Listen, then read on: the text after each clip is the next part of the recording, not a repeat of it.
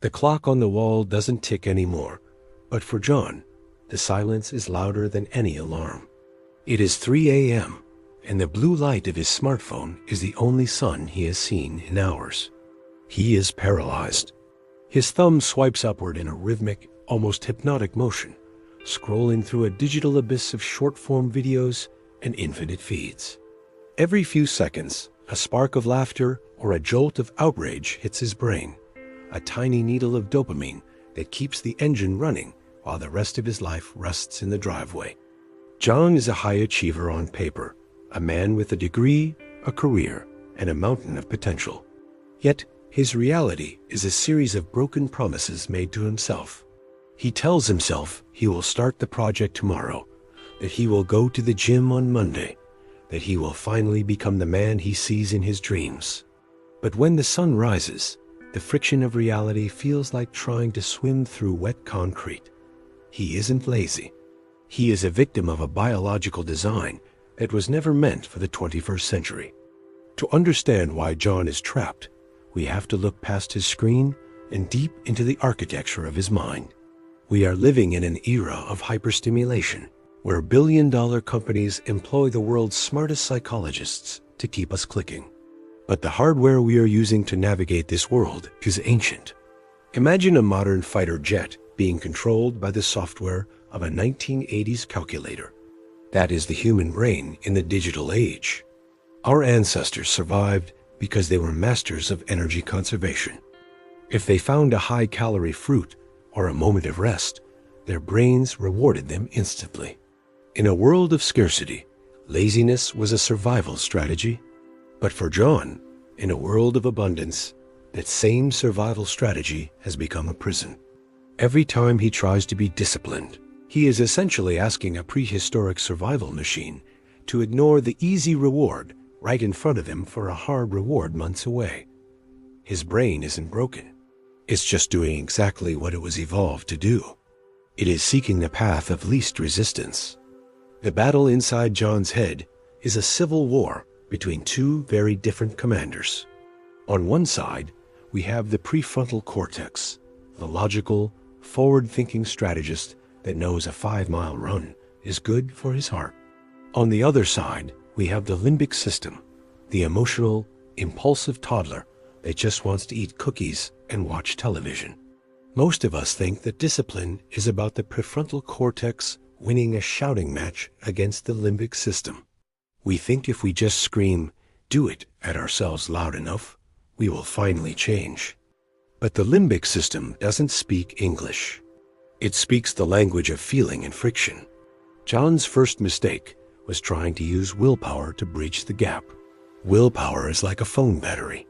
It starts full in the morning, but every decision, every email, and every resisted temptation drains it. By the time John gets home from work, his battery is at 5%. He doesn't stand a chance against the infinite pull of the internet. John's transformation began when he stopped trying to be stronger and started being smarter. He realized that if he wanted to change his life, he had to stop fighting his biology and start hacking it. He began with a concept known as choice architecture. He looked at his apartment through the eyes of a stranger and saw a minefield of distractions. His remote was on the coffee table. His phone was always in his pocket. His running shoes were buried at the back of a dark closet. He was essentially making it as hard as possible to do the right thing and as easy as possible to do the wrong thing. One evening, John decided to flip the script. He didn't try to resolve, to run the next day. Instead, he placed his running shoes right in front of his bedroom door. He put his workout clothes on his pillow. He took the batteries out of his TV remote and put them in a kitchen drawer. When John woke up the next morning, he didn't have to decide to be disciplined. The decision had already been made for him by his environment. As he stepped out of bed, his feet literally landed on his sneakers. To watch TV, he would have to walk to the kitchen, find the batteries, and reassemble the remote. The friction of the bad habit had increased, while the friction of the good habit had dropped to zero. This is the secret that the world's most disciplined people understand. They don't have more willpower than you. They just have better environments.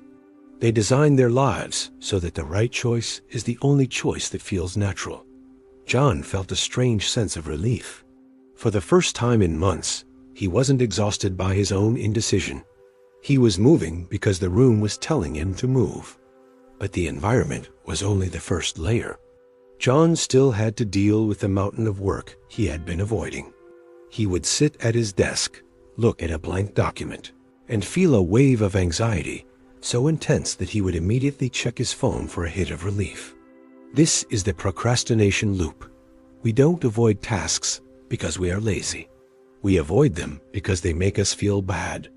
The task feels too big, too scary, or too complex, so our brain flees to something safe. To break this, John implemented the 2-minute rule. He told himself he didn't have to write the whole report. He just had to write for 2 minutes. He didn't have to go to the gym for an hour. He just had to drive there and sit in the parking lot. By shrinking the task, he removed the fear.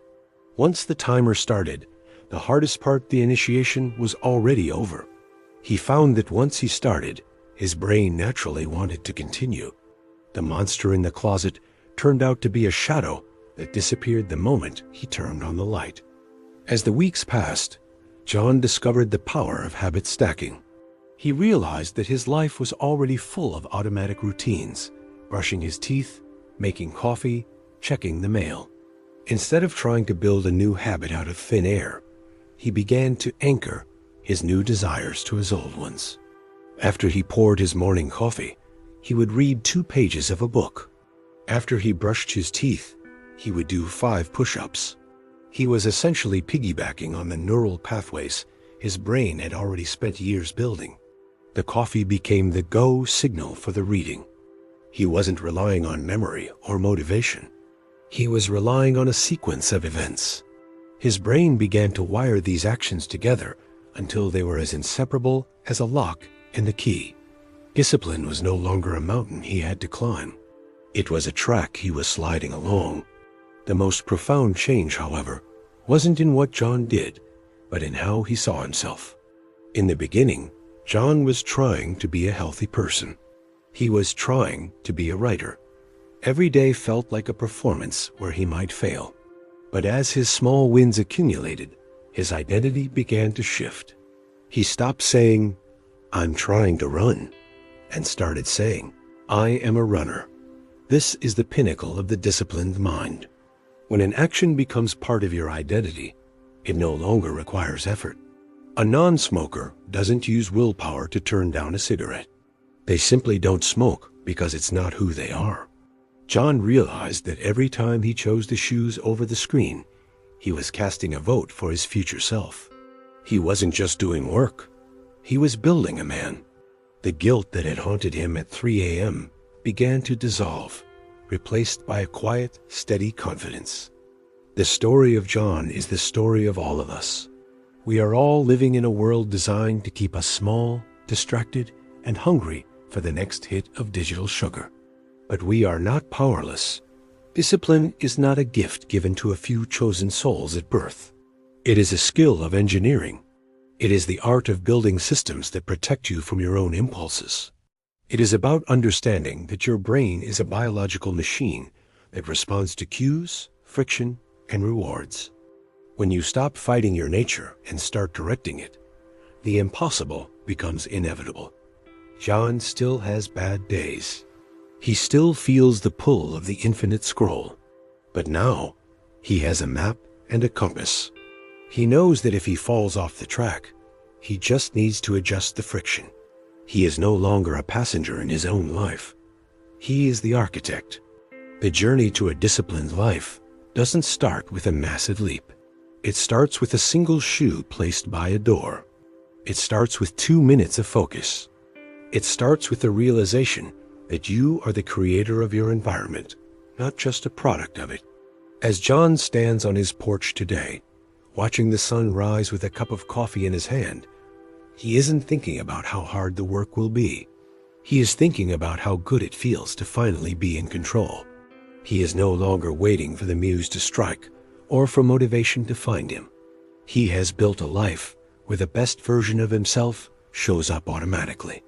And if John can do it, in the middle of the noise and the chaos of the modern world, so can you. The only question left is, what is the first small change you will make tonight to trick your brain into greatness tomorrow? If this story resonated with you, and you're ready to start hacking your own biology for a better life, make sure to join our community. We dive deep into the mechanics of the mind to help you reclaim your focus and your future. Subscribe to Deep Mind, and let's build a better version of you, one system at a time.